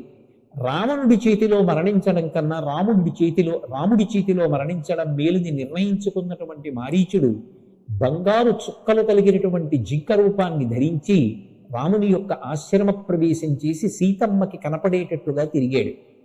ఆ జింకని చూసిన సీతమ్మ, దొరికితే ప్రాణాలతో తీసుకురండి, ఇది నాకిక్కడ క్రీడామృగంగా ఆడుకోవడానికి పనికొస్తుంది. అరణ్యవాసం పూర్తయిపోయిన తరువాత తిరిగి మనం చక్కగా అయోధ్యానగరానికి వెళ్ళిపోయినప్పుడు అంతఃపురంలో ఈ మృగంతో ఆడుకుంటాను అని రాముణ్ణి నిగ్రహించి లక్ష్మణస్వామి చెప్పాడు, అమ్మా నా మాట విను, ఇక్కడ మారీచుడు అని ఒక క్రూరమైన రాక్షసుడు ఉన్నాడు. వాడు కామరూపధారి, అనేకమైనటువంటి రూపాలు పొందుతాడు. ఎందరో రాజులు వేటకొచ్చినప్పుడు రకరకాలైన మృగాలుగా మారి వాడు రాజుల్ని చంపి భక్షిస్తూ ఉంటాడు. లోకంలో ఎక్కడ బంగారు చుక్కలున్న జింక ఉండదమ్మా, వద్దమ్మా దాని జోలికి, ఆ మారీచుడేనమ్మా వచ్చినవాడు అని చెప్పాడు. సీతమ్మ వినలేదు. సీతమ్మ మాట వింటే రామాయణం కథ నడవదు. అందుకే విననట్టుగా ఆమె నటించింది. నిజంగా వినక రావణుడు మరణించాడు. ఇప్పుడు ఆ మృగాన్ని తేవడానికి రాముడు ఆ మృగం వెంట పరిగెత్తాడు. పరిగెడుతూ పరిగెడుతూ రాముణ్ణి చాలా దూరం అరణ్యంలోకి తీసుకెళ్ళింది. చివరికి ఆ మృగం దొరకట్లేదు, చంపేద్దామని నిర్ణయించుకున్నటువంటి రాముడు బాణప్రయోగం చేశాడు. బాణం తగిలినటువంటి జింక తాటి చెట్టంత ఎత్తు పైకి ఎదిరి నేల మీద పడి హా లక్ష్మణ హా సీత అని రాముడి కంఠాన్ని అనుకరిస్తూ మరణించింది. ఎప్పుడైతే మారీచుడు మరణించాడో మృగరూపం పోయి మరణకాలమునందు సహజ రూపం వచ్చేస్తుంది కాబట్టి రాక్షస రూపాన్ని పొందాడు. ఓ లక్ష్మణస్వామి చెప్పాడు, ఇది రాక్షసమాయ. ఆఖరణ నా కంఠంతో అరిచాడు. అక్కడ సీతాలక్ష్మణులు ఏం బెంగ పెట్టుకున్నారో తొందరగా వెనక్కెడతానని రాముడు బయలుదేరాడు. రాముడు చేసినటువంటి ఆర్తనాదంలాగా మారీచుడి కంఠం వినపడగానే సీతమ్మ కంగారు పడింది. లక్ష్మణస్వామిని పిలిచి, నువ్వు వెంటనే వెళ్ళి మీ అన్నగారు ఆపదలో ఉన్నారు, రక్షించమని. లక్ష్మణస్వామి చెప్పాడు, అమ్మా, రాముడితో యుద్ధం చెయ్యగలిగిన వాడు, రాముడికి కష్టం తేగలిగిన వాడు, రాముణ్ణి యుద్ధంలో ఓడించగలిగిన వాడు, రాముణ్ణి మట్టు పెట్టగలిగిన వాడు ఉండడు. ఆయన ధర్మము చేత రక్షింపబడుతూ ఉంటాడు. అమ్మా, నా మాట విను, రాముడు నిన్ను రక్షించమని నన్ను ఇక్కడ నియమించాడు, నేను వెళ్ళకూడదమ్మా అన్నాడు. నీకు మనసులో ఏదో దురుద్దేశ్యం ఉంది, అందుకే చెప్పినా వెళ్ళటం లేదు, మీ అన్నగారికి ఆపదొచ్చినా వెళ్ళటం లేదు అని సీతమ్మ కఠినంగా మాట్లాడింది. అమ్మా, తిరిగి నిన్ను రామచంద్రమూర్తితో కలిసి ఉండగా చూడగలనో చూడలేనో, నమస్కారం, ఈ కఠినమైన మాటలు నేను వినలేనమ్మా అని లక్ష్మణస్వామి విడిపోయాడు. అంటే ఎంత పెద్ద కష్టమైనా ఎందుకు వస్తుంది అంటే మాట వలన వస్తుంది. ఒక కఠినమైన మాట వల్ల లక్ష్మణస్వామి విడిపోయాడు. పక్కన రాముడు లేడు, సీతాపహరణం జరిగింది. మృదువుగా మాట్లాడడం, నెమ్మదిగా మాట్లాడడం, మాట మాట్లాడేటప్పుడు మంచిగా మాట్లాడడం 10 మందితో సఖ్యతను కల్పిస్తుంది. కఠినంగా మాట్లాడడం అక్కర్లేని కష్టాలు తీసుకొస్తుంది. లక్ష్మణస్వామి వెళ్ళిపోయాడు. అదే అదును అనుకుని బయలుదేరి రావణాసురుడు సన్యాసి రూపంలో వచ్చాడు. ఇంటికి సన్యాసి అతిథిగా వచ్చాడని ఉచితాసనం ఇచ్చి కూర్చుండబెట్టి ఆయనకి ఫలాలు మొదలైనవి సమర్పించి సీతమ్మ యొక్క వివరాలు అడిగాడు రావణుడు. సీతమ్మ అనుమానం వచ్చి నువ్వెవరని అడిగింది. నేను దశకంఠుణ్ణి, 10 తలలు కలిగిన వాణ్ణి, లంకాపట్టణం యొక్క అధినేతని, నిన్ను అపహరించడానికి వచ్చానని బలవంతంగా సీతమ్మని అపహరించి పుష్పక విమానంలో పెట్టుకుని తీసుకుని వెళ్ళిపోతున్నాడు. కానీ అదృష్టవశాత్తుగా ఈ అరణ్యకాండలోనే రాముడు ప్రయాణం చేసి వస్తున్నప్పుడు మున్యాశ్రమముల దగ్గర ఒకానొకప్పుడు జటాయువు అని పేరు కలిగినటువంటి ఒక గొప్ప పక్షి రాముడికి పరిచయమైంది. దశరథ మహారాజు గారికి నేను స్నేహితుణ్ణి అని చెప్తే తండ్రితో సమానంగా భావించి ఆ జటాయువుని సీతా సంరక్షణం కోసం రాముడు వినియోగించాడు. ఆ జటాయువు చూసింది, సీతాపహరణం చేస్తున్నాడు రావణాసురుడిని, రావణునితో యుద్ధానికి వెళ్ళింది. ఇద్దరికీ మధ్య జరిగిన ఘోరమైన యుద్ధంలో రావణాసురుడు ఆ పక్షి యొక్క రెక్కల్ని తని వాడి అయిన ఖడ్గంతో తెగకోశాడు. ఆ పక్షి నేల మీద పడిపోయి నెత్తుటి మడుగులో కొట్టుకుంటాడు. చిట్ట చివరి ప్రాణంతో ఉంది. సీతమ్మ ఎంత బాధపడుతున్నా, ఆమె హా రామ హా లక్ష్మణ అని అరుస్తున్నా రావణాసురుడు లంకాపట్టణం వైపుకి పుష్పక విమానంలో తీసుకుని పోతున్నాడు. అలా తీసుకుని పోతుండగా ఆమెకి ఋష్యమూక పర్వతం మీద 5 వానరులు కూర్చుని కనపడ్డారు. ఎందుకైనా మంచిది, నన్ను అపహరించిన వార్త రాముడు తెలుసుకోవడానికి పనికొస్తుందేమోనని తన ఒంటి మీద ఉన్న నగలు కొన్ని తీసి చీర చెంగు చించి మూట కట్టి పైనుంచి ఆ 5 వానరుల మధ్యలో పడేటట్టుగా సీతమ్మ ఆ మూట విడిచిపెట్టింది. తదనంతరం రామలక్ష్మణులు ఆశ్రమానికి తిరిగి వచ్చి సీతమ్మ కనపడకపోతే రాముడు అపారమైనటువంటి దుఃఖాన్ని పొంది అక్కడ ఉన్నటువంటి చెట్లని, నదుల్ని, పర్వతాల్ని అన్నింటినీ సీతమ్మ యొక్క క్షేమ సమాచారం కోసం ప్రశ్నించాడు. కానీ జవాబు పొందలేకపోయాడు. లక్ష్మణస్వామి చెప్పినటువంటి మాటల చేత ఊరట పొందినవాడై సీతాన్వేషణం చేస్తూ బయలుదేరాడు. జటాయువు కనపడింది. నెత్తుటి మడుగులో పడిపోయి ఉన్నటువంటి జటాయువుని గుర్తుపట్టలేక రావణాసురుడే అనుకుని సీతమ్మని అపహరించిన రాక్షసుడనుకుని సంహరించబోయాడు, బాణప్రయోగం చేయబోయాడు. అప్పుడు జటాయువు యొక్క నీరసమైన మాట విని గుర్తుపట్టి ఎంతో బాధపడ్డాడు. ఆ జటాయువు రావణుడు సీతాపహరణం చేశాడని, దక్షిణ దిక్కుగా ప్రయాణం చేస్తూ వెళ్ళాడని సీతమ్మ గురించిన వార్త చెప్పి తాను ఇక ప్రాణములు నిలబెట్టుకోలేక శరీరత్యాగం చేశాడు. ఆప్యాయంగా పక్షి యొక్క శరీరాన్ని నిమిరి అంత్యేష్టి సంస్కారం చేసి గోదావరి నదిలో తర్పణమిచ్చాడు. అంటే రామాయణం చదువుకున్నటువంటి మనం ఒక విషయం నేర్చుకోవాలి. ఒక పక్షి చనిపోతే తన తండ్రికి పేరు చెప్పింది కాబట్టి, తన తండ్రికి స్నేహితుడిని చెప్పింది కాబట్టి, భార్య కనపడకపోయినా అంత కష్టంలో ఉన్న రాముడు జటాయువుకి అంత్యేష్టి సంస్కారం చేశాడు. గోదావరి నదికి వెళ్ళి తర్పణలిచ్చాడు. రాముడి కరస్పర్శ పొంది రామానుగ్రహం పొందినటువంటి జటాయువు ఉన్నత లోకములు పొందాడు. ఆ జటాయువుకి తర్పణలు ఇచ్చినటువంటి రాముడు ఆ లక్ష్మణ సహితుడై ముందుకు బయలుదేరి వెడుతున్నాడు. వెడుతుండగా కబంధుడు అనబడేటటువంటి రాక్షసుడు కనపడ్డాడు. ఆ కబంధుడు అనబడేటటువంటి రాక్షసుడు భయంకరమైనటువంటి రాక్షసుడు. ఆయనకి తల లేదు, తల పొట్టలోకి గుచ్చబడి ఉంది. వక్షస్థలం మీద 2 కళ్ళు ఉన్నాయి. తల లేదు, కళ్ళు లేవు కాబట్టి చాలా పొడవైన చేతులతో తడుముకుని మృగములు కానీ పక్షులు కానీ ఏవి దొరికితే వాటిని తెచ్చి నోట్లో పడేసుకుని బ్రతుకుతూ ఉంటాడు. ఆ కబంధుడి చేతులకి రామలక్ష్మణులు దొరికారు. వెంటనే ఇద్దరినీ పట్టుకుని నోటి దగ్గరికి లాక్కుంటున్నాడు. లాక్కుంటుండగా రామలక్ష్మణులు అతని యొక్క బాహువుల్ని ఖండించారు. నువ్వెవరు అని అడిగినప్పుడు నేను శాపం ఇయ్యబడి రాక్షసుడిగా ఉన్నాను కాబట్టి ఇప్పుడు నాకు దివ్యస్మృతి లేదు, నేను మీకు సహకారం చెయ్యలేను, నా శరీరాన్ని అగ్నిలో కాల్చేయండి, నేను నా యథారూపాన్ని పొందుతాను, పొందిన తరువాత మీకు నేను ఉపకారం చెయ్యగలనన్నాడు. తనని చంపడానికి ప్రయత్నించినటువంటి రాక్షసుడి శరీరానికి కూడా రాముడు అంత్యేష్టి సంస్కారం చేసి అగ్ని యందు దహించాడు. తదనంతరం అందులోంచి వచ్చినటువంటి ఒక దివ్య పురుషుడు, మీకు గొప్ప ఉపకారం చెయ్యగలిగిన వాడు, సీతాన్వేషణంలో సహాయం చెయ్యగలిగిన వాడు సుగ్రీవుడు. ఆ సుగ్రీవుడు ఋష్యమూక పర్వతం మీద ఉన్నాడు కాబట్టి మీరు సుగ్రీవుడితో సంధి చేసుకోవడానికి ఋష్యమూక పర్వతానికి ఈ మార్గంలో వెళ్ళండి అని చెప్పి తాను తన లోకానికి వెళ్ళిపోయాడు. రామలక్ష్మణులు ఇద్దరూ కూడా ఋష్యమూక పర్వత ప్రాంతానికి ప్రయాణం చేస్తూ క్రౌంచ పర్వతం అనబడేటటువంటి ప్రాంతంలో, క్రౌంచారణ్య ప్రాంతంలో ఈ కబంధుణ్ణి సంహరించిన తరువాత పంపా తీరానికి చేరుకున్నారు. పంపా సరోవర తీరం ప్రకృతి యొక్క అందాలకి ఆటపట్టు. అక్కడ ఆ ప్రకృతి సౌందర్యంలో కొంత సేద తీరినటువంటి రామలక్ష్మణులు ఋష్యమూక పర్వతం మీద ఉన్నటువంటి సుగ్రీవుణ్ణి కలుసుకోవడం కోసం ఎంతో సంతోషంగా సీతాన్వేషణాన్ని పూనికతో, ఉత్సాహంతో, మనిషి డీలా పడిపోకుండా చేస్తేనే ఏ కార్యాన్నైనా సాధించగలమనేటటువంటి పట్టుదలతో ముందుకు వెడుతున్నారనేటటువంటి మంగళకరమైన సందర్భం దగ్గర అరణ్యకాండ ముగుస్తుంది.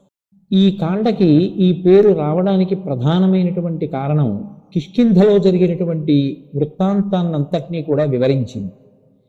రామలక్ష్మణులు ఇద్దరూ కూడా పంపా సరోవర తీరంలో, మనం శ్రీరామాయణంలో సుందరకాండ పూర్తి చేసి యుద్ధకాండలోకి ప్రవేశిస్తున్నాం. సుందరకాండ చివరికి వచ్చేటప్పటికి హనుమ 100 యోజనముల లవణ సముద్రాన్ని దాటి కాంచనలంకకి వెళ్ళి సీతమ్మ యొక్క జాడ కనిపెట్టి వెనక్కి వచ్చి రామచంద్రమూర్తికి నివేదించారు. రాముడు ఎంతో సంతోషించాడు. సంతోషించి ఆ హనుమని గట్టిగా కౌగిలించుకున్నారు. మనిషికి పరమ సంతోషంతో ఇవ్వగలిగినటువంటి ఆస్తి, ఆప్యాయతకి మించినది ఏముంటుంది? ఉత్తముడైనటువంటి సేవకుడు హనుమ. అందుకే సీతమ్మ జాడ కనిపెట్టి వెనక్కి రాగలిగినటువంటి వారైనా ఆ లంకాపట్టణం యొక్క బలాబలాలన్నింటినీ కూడా తెలుసుకుని వచ్చారు. రాముడు హనుమతో మాట్లాడుతూ ఒక మాట అంటారు, హనుమ, నీకు, గరుత్మంతునకు, వాయుదేవునకు, ఈ ముగ్గురికి తప్ప వేరొకరికి ఇంత గమనశక్తి కానీ ఇటువంటి వేగం కానీ లేదు అన్నారు. రాముడు ఎక్కడో 100 యోజనములు దాటిన తరువాత ఉన్న కాంచనలంక, అక్కడ బంధీకృతురాలై ఉన్నటువంటి భార్య సీతమ్మ ఎలా వెళ్ళాలి? తలుచుకొని దుఃఖాన్ని పొందాడు. వెంటనే సుగ్రీవుడు అన్నాడు, ఇది దుఃఖం పొందవలసిన సమయం కాదు, దుఃఖాన్ని పొందితే రావలసిన ఆలోచన కూడా రాదు. పౌరుషంతో భార్యని అపహరించిన శత్రువుని ఎలా సంహరించాలని క్రోధ ప్రకటనం చెయ్యి, అప్పుడు వ్యూహం దొరుకుతుంది, మంచి ఆలోచన వస్తుంది. ఇప్పుడు ఆలోచనతో ఊంచుకోవాలి తప్ప నిరుత్సాహంతో చతికిల పడిపోకూడదని హితోపదేశం చేశాడు. వెంటనే రామచంద్రమూర్తి వానరులందరినీ పిలిచి వాళ్ళందరూ యుద్ధానికి బయలుదేరేటప్పుడు పాటించవలసినటువంటి విధి విధానాల్ని చెప్పాడు. అందుకే వానరులందరినీ పిలిచి ఒక మాట అన్నాడు. స్త్రీలు కాని, బాలురు కాని, వృద్ధులు కాని, శారీరకమైనటువంటి శక్తి లేనివారు కాని యుద్ధమునకు రాకూడదు. వాళ్ళందరూ కూడా కిష్కింధలో ఉండిపోవాలి. ఆ యోధులైనటువంటి వారు మాత్రమే యుద్ధానికి రావాలి. యుద్ధానికి బయలుదేరినప్పుడు రాముడు చెప్తున్నాడు, నేను హనుమ యొక్క భుజాల మీద కూర్చుంటాను, నా తమ్ముడైన లక్ష్మణుడు అంగదుని యొక్క భుజముల మీద కూర్చుంటాడు, వానరరాజైన సుగ్రీవుడు పల్లకీలో బయలుదేరి వస్తాడు. ముందు కొంతమంది యోధులు బయలుదేరాలి. మనం వెళ్ళేటటువంటి ప్రదేశం, మనం ప్రయాణం చేసేటటువంటి ప్రదేశంలో పుష్కలంగా ఆహారం దొరుకుతుందా, కావలసినన్ని నీళ్లు త్రాగటానికి దొరుకుతాయా అన్నది ముందుగానే వాళ్ళు వెళ్ళి చూసి వెనక్కి వచ్చి చెప్తూ ఉండాలి. ఆహారము నీరు దొరకని మార్గంలో మనం ప్రయాణం చెయ్యకూడదు. ఎంత జాగ్రత్తగా ఆలోచించాడో చూడండి. అందరూ కలిసి దక్షిణ సముద్రం యొక్క ఉత్తర తీరానికి చేరుకున్నారు. అక్కడ అందరూ కూర్చుని సముద్రాన్ని ఎలా దాటాలి అనేటటువంటి ప్రశ్న దగ్గరికి వచ్చారు. అటువంటి సమయంలో అక్కడ లంకాపట్టణంలో రావణాసురుడు రాక్షసులందరినీ సమావేశపరిచాడు. అవతల రాముడు బయలుదేరి యుద్ధానికి వస్తున్నట్ట. ఇప్పుడు మనందరం ఏ వ్యూహం పాటించాలో చెప్పండి అన్నాడు. దుర్మార్గుడైనటువంటి ప్రభువు దగ్గర ఉండేటటువంటి సేవకులు కూడా అంత దుర్మార్గంగానే ఉంటారు. వాళ్ళు లేచి రాముడి యొక్క పరాక్రమాన్ని చాలా చిన్నది చేసి మాట్లాడారు. రాముడెంత, నిజంగా యుద్ధానికి వస్తే ప్రభో రావణ నీ వరకు ఎందుకు, మేము చాలు రాముణ్ణి మట్టు పెట్టేస్తామన్నారు. సభలో ఉన్నటువంటి విభీషణుడు మాత్రం లేచి ఒక మాట చెప్పాడు. అన్నయ్య, అసలు సీతమ్మని ఎందుకు అపహరించి తీసుకురావాలి? ఆమె మహాపతివ్రత, రామచంద్రమూర్తి ఇల్లాలు. ఒక పరమ పతివ్రత అయినటువంటి స్త్రీని అపహరించి తీసుకురావడం ఎందుకు? ఆవిడ వల్ల ఇంత ఆపద తెచ్చుకోవడం ఎందుకు? ఆ పతివ్రత అయినటువంటి సీతమ్మని తీసుకెళ్లి రామచంద్రమూర్తికి అప్పచెప్పు అన్నాడు. ధర్మాత్ముడు మాట్లాడినటువంటి మాటలు రావణాసురుడి తలకెక్కలేదు. విభీషణుణ్ణి నింద చేశాడు. నింద చేసినా నువ్వు నాకు అన్నవి, నువ్వు తండ్రితో సమానం కాబట్టి నువ్వు నిందిస్తే నేను కోప్పడను. కానీ ధర్మానికి ఇక్కడ అవకాశం లేనప్పుడు, ధర్మం మాట్లాడితే నువ్వు అంగీకరించనప్పుడు ఇక నేను నీతో కలిసి ఉండడానికి సిద్ధంగా లేనని నలుగురు మంత్రులతో కలిసి విభీషణుడు వెంటనే రాముడు ఉన్న ప్రాంతానికి వెళ్ళిపోయాడు. ఆకాశంలో నిలబడి కబురు చేశాడు. రావణాసురుడి సోదరుడైనటువంటి విభీషణుడు శరణాగతి చేసి రాముని యొక్క పక్షంలో చేరాలని కోరుకుంటున్నాడు అని. పరమధర్మాత్ముడు కనుక, రావణుడు మాట వింటలేదని చెప్పి విడిచిపెట్టి వచ్చాడు కనుక విభీషణుడికి తన దగ్గర అవకాశం ఇవ్వడం ఏమాత్రం తప్పు కాదని రాముడు వెంటనే తన పక్షంలోకి చేర్చుకున్నాడు. చేర్చుకోవడం కాదు, వానరుల్ని పిలిచి సముద్ర జలాలు తీసుకురండి, ఇప్పుడే ఈ క్షణంలోనే విభీషణుణ్ణి లంకాపట్టణానికి మహారాజుగా పట్టాభిషేకం చేస్తున్నాను అంటే రావణ సంహారం అయిపోయినట్టే. ఇక విభీషణుడికి పట్టాభిషేకం చేశాడు. ఈ 100 యోజనముల సముద్రాన్ని దాటి వెళ్ళాలి, ఎలా వెళ్ళాలో చెప్పమని అడిగాడు విభీషణుడు. విభీషణుడు అన్నాడు, ఈ సముద్రాన్ని దాటడం అంత తేలిక మాట కాదు. ఈ సముద్రపు టొడ్డున నువ్వు కూర్చుని ప్రార్థన చేసి శరణాగతి చేసి సముద్రుణ్ణి ప్రార్థించు, ఆయన అనుగ్రహిస్తే దారి ఇస్తాడన్నాడు. రాముడికి ఇష్టం లేకపోయినా అలాగే ఒడ్డున కూర్చుని 3 రోజులు ఉపాసన చేశాడు. సముద్రుణ్ణి ప్రార్థన చేశాడు. అయినా సముద్రుడు కనికరించలేదు, మార్గం ఇవ్వలేదు. ప్రార్థన చేశాను కదా అని శక్తిహీనుణ్ణి అనుకుంటున్నాడని రాముడు వెంటనే లేచి బ్రహ్మాస్త్రాన్ని అభిమంత్రించి విడిచిపెట్టడానికి సిద్ధపడ్డాడు. బ్రహ్మాస్త్ర ప్రయోగం చేస్తే యావత్ ప్రపంచం తల్లడిల్లిపోతుంది, ప్రకృతి అంతా కూడా ఉడికిపోతుంది. సముద్రుడు గబగబా లేచి వచ్చి రాముడికి నమస్కరించి శరణాగతి చేశాడు. రామా, నా మీద సేతువు నిర్మించు, విశ్వకర్మ యొక్క అంశలో వచ్చినటువంటి వాడు నలుడు నీ దగ్గరే ఉన్నాడు వానరుడు, ఆయన శిలలను తీసుకొచ్చి ఈ సేతువు నిర్మించడానికి పడేస్తే నేను ఆ శిలలను వహిస్తాను. మీకు 100 యోజనముల వారధి ఏర్పడుతుంది. 100 యోజనముల పొడుగు, ఆ 10 యోజనములు వెడల్పు ఉండేటట్టుగా ఆ వారధిని నిర్మాణం చేశారు. ఆ రాళ్ళు తెచ్చి దభీరుమన్న శబ్దంతో సముద్రంలో పడేస్తుంటే నీళ్లు అంతెత్తున పైకి లేస్తున్నాయి. పరమోత్సాహంతో 5 రోజులలో వానర సైన్యం యొక్క సహాయంతో 100 యోజనముల సముద్రానికి సేతువు నిర్మాణం చేశాడు రాముడు. అందరూ కలిసి సేతువు మీద లంకాపట్టణానికి వెళుతున్నారు. చిట్ట చివరికి లంకాపట్టణానికి చేరుకుంటున్నారు. అక్కడ రావణాసురుడు, అసలు ఆ రాముని యొక్క సైన్యం ఎంత బలంతో కూడుకున్నది, రాముని యొక్క శక్తి సామర్థ్యములేమిటి కనుక్కుని రమ్మని 2 గూఢచారుల్ని పంపించాడు. వాళ్ళ పేరు శుకసారణులు. వాళ్ళిద్దరూ కూడా రాముడి యొక్క సైన్యంలోకి ప్రవేశించి తిరుగుతున్నారు. విభీషణుడికి తెలుసు కాబట్టి వాళ్ళిద్దరిని పట్టుకున్నాడు. పట్టుకుని రాముడి దగ్గరికి తీసుకెళ్ళాడు. రాముడు నవ్వి అన్నాడు, మీరు రావణాసురుడి పలుపున వచ్చారు, నా బలం ఎంతో తెలుసుకోవాలనుకుంటున్నారు. మీరు కష్టపడి నా బలం తెలుసుకోక్కర్లేదు, నేనే నా యోధుల్ని పంపిస్తాను. మీరు యథేచ్ఛగా తిరిగి నా బలాన్నంతటినీ తెలుసుకుని వెళ్ళి రావణుడికి చెప్పవచ్చు. ఒక్క మాట చెప్పండి, మర్యాదగా సీతమ్మను అప్పచెప్పాడా బ్రతుకుతాడు, లేదా రావణాసురుడు నా చేతిలో హతుడవుతాడన్న నా ప్రతిజ్ఞని తెలియచేయండి అన్నాడు. వెంటనే శుకసారణులు బయలుదేరి వెళ్ళి రాముడిని కీర్తిస్తూ రావణాసురుడికి రాముడి యొక్క బలాన్ని వివరించారు. కానీ పరమ మూర్ఖుడు రావణుడు వింటాడా? వినలేదు. సరికదా, సీతమ్మ దగ్గరికి వెళ్ళి కొన్ని అబద్ధాలు చెప్పాడు. రాత్రి రామలక్ష్మణులు నిద్రపోతూ ఉండగా తన సైన్యం వెళ్ళి రాముణ్ణి లక్ష్మణుణ్ణి సంహరించిందని, వానరులందరూ దిక్కులు పట్టి పారిపోయారని అబద్ధం చెప్పి సీతమ్మని నమ్మించడానికి ఒక కుట్ర చేశాడు. విద్యుజ్జిక్కుడు అని పేరు కలిగినటువంటి ఒక రాక్షసుడికి గొప్ప ఇంద్రజాలం తెలుసు. అతన్ని పిలిచి రాముడి యొక్క శిరస్సు ఎలా ఉంటుందో అటువంటి శిరస్సుని సృష్టించాడు. అలాగే రాముడి యొక్క ధనస్సుని, బాణాల్ని సృష్టించాడు.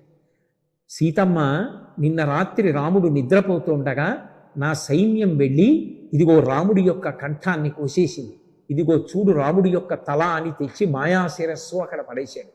రాముడు పట్టుకునే ధనస్సుని, బాణాల్ని అక్కడ పడేశాడు. పాపం పిచ్చి తల్లి సీతమ్మ నిజంగా రాముడు మరణించాడని గుండెలు బాదుకుని ఏడుస్తాం. ఈలోగా ఏదో యుద్ధ సంబంధమైన విషయాల మీద మాట్లాడవలసి వచ్చి కబురొస్తే రావణుడు లోపలికి వెళ్ళాడు. విభీషణుని యొక్క భార్య సరమ అని ఒక స్త్రీ ఉన్నది. ఆమె మహాధర్మాత్మురాలు. ఆ సరమ సీతమ్మ దగ్గరికి వచ్చింది. సీతమ్మ, నువ్వు నమ్మవద్దు, ఇదంతా కూడా రావణుని యొక్క మాయాజాలం, రాముడు బ్రతికే ఉన్నాడు, అది విద్యుజిహ్ని యొక్క తంత్రం, నమ్మవద్దమ్మా అని ఊరడించింది. సేతువు మీద ప్రయాణం చేసి వచ్చినటువంటి రామలక్ష్మణులు వానర సైన్యం సువేల పర్వతం మీద విడిది చేశారు. ఆ సువేల పర్వతం మీద విడిది చేసినటువంటి రామలక్ష్మణులతో కలిసి కూర్చున్నటువంటి వానర ప్రభువైన సుగ్రీవుడు ఎదురుగుండా లంకాపట్టణంలో కనపడుతున్నటువంటి అంతఃపురం పైన మేడ మీద కూర్చున్నటువంటి టీవీతో ఉన్న రావణాసురుణ్ణి చూశాడు. ఆ రావణాసురుణ్ణి చూసేటప్పటికి సుగ్రీవుడికి ఎక్కడ లేని కోపం వచ్చింది. పక్కన ఉన్న రాముడితో చెప్పకుండా ఎగిరి ఒక్కసారి రావణుడి యొక్క మేడలోకి ప్రవేశించాడు. రావణాసురుడి తల మీద పెట్టుకున్నటువంటి కిరీటాన్ని ఊడబెరికి నేలకేసి కొట్టాడు. వెంటనే రావణుడు లేచి సుగ్రీవుణ్ణి గుర్తుపట్టాడు. సుగ్రీవా, ఇంతకాలం నువ్వు నా ఎదట పడలేదు కాబట్టి సుగ్రీవుడు అనిపించుకున్నావు, ఇప్పుడు నా ఎదట పడ్డావు, అందుకే ఇకపైన హీనగ్రీవుడు అని పిలిపించుకుంటావు, అంటే తలలేనివాడి అవుతావని దాని అర్థం అని సుగ్రీవుడితో యుద్ధానికి సిద్ధపడ్డాడు. ఇద్దరి మధ్య గొప్ప పెనుగులాట జరిగింది. అనేక విధాలుగా రావణాసురుణ్ణి ఇబ్బంది పెట్టినటువంటి సుగ్రీవుడు ఒక్కసారి ఎగిరి వెళ్ళి మళ్ళీ రాముడి పక్కకి చేరాడు. రాముడు అన్నాడు, తొందరపడి ఎప్పుడూ ఇటువంటి పని చెయ్యకు సుమా, ఏదైనా ఇబ్బంది జరిగితే, స్నేహితుడవైనటువంటి నీకు ఆపద కలిగితే నాకు ఎంత బాధగా ఉంటుంది అని సున్నితంగా మందలించాడు. ఎక్కడైనా మాట చెప్తే రావణుడి మనసు అప్పటికైనా మారుతుందేమో అని ఇంకొక అవకాశం ఇవ్వాలనుకున్నాడు రాముడు. అంగదుణ్ణి రాయబారిగా పంపించాడు. చెప్పవలసిన మంచి మాటల సభలో అంగదుడు రావణుడికి చెప్పాడు. మంచి మాటలు వినేటటువంటి అలవాటు లేని రావణాసురుడు ఆ మాటలు వినలేదు కదా, 4 రాక్షసుల్ని అంగదుడి మీద పడడానికి ప్రోత్సహించాడు. ఆ సభలో ఉన్న వాళ్ళందరూ కోపోద్రిక్తులై ఉండగా 4 రాక్షసులు వచ్చి అంగదుడి మీద పడ్డారు. కానీ అంగదుడు వాళ్ళ 4 ఇద్దరిద్దరిని చప్పున తన చంకల కింద ఇరికించుకొని ఆకాశ మార్గంలోకి వెళ్ళి అక్కడి నుంచి వాళ్ళని నేల మీద పడేసి ఒక్క దూకులో రామచంద్రమూర్తి సన్నిధానానికి చేరుకున్నారు. ఇక చెప్పిన మాట వినేటట్టుగా లేడు. నా ధనుర్బాణములకు పని చెప్పవలసినది అని రామచంద్రమూర్తి నిశ్చయం చేసుకున్నారు. యుద్ధం ప్రారంభమైంది. రాత్రివేళ కూడా యుద్ధం జరుగుతోంది. ఆ యుద్ధం జరుగుతున్నప్పుడు ఒకరిని ఒకరు పలకరించుకుని దెబ్బలాడుకుంటున్నారు. నువ్వు వానరుడవా అని వానరుడు అడుగుతున్నాడు. నేను వానరుడనే అంటే వదిలిపెడుతున్నాడు. రాక్షసుడను అని చెబితే యుద్ధం చేసి సంహరిస్తున్నాడు. అలా అడిగి మరీ దెబ్బలాడుకుంటున్నారు. యుద్ధంలో అనేక మంది వీరులు నేల కొరిగిపోతున్నారు. ఆంజనేయ స్వామి చేతిలో జంబుమాలి పడిపోయాడు. సుషేనుడి చేతిలో అలాగే విద్యున్మాలి పడిపోయాడు. భయంకరమైనటువంటి యుద్ధం జరుగుతోంది. అంగదుడి చేతిలో ఇంద్రజిత్తు ఓడిపోయాడు. ఆ ఓడిపోయినటువంటి ఇంద్రజిత్తు కడుపులో బాధ ఏర్పడి దాన్ని తట్టుకోలేకపోయాడు. నాగాస్త్ర ప్రయోగం చేశాడు. ఆ నాగాస్త్ర పాశముల చేత బంధించి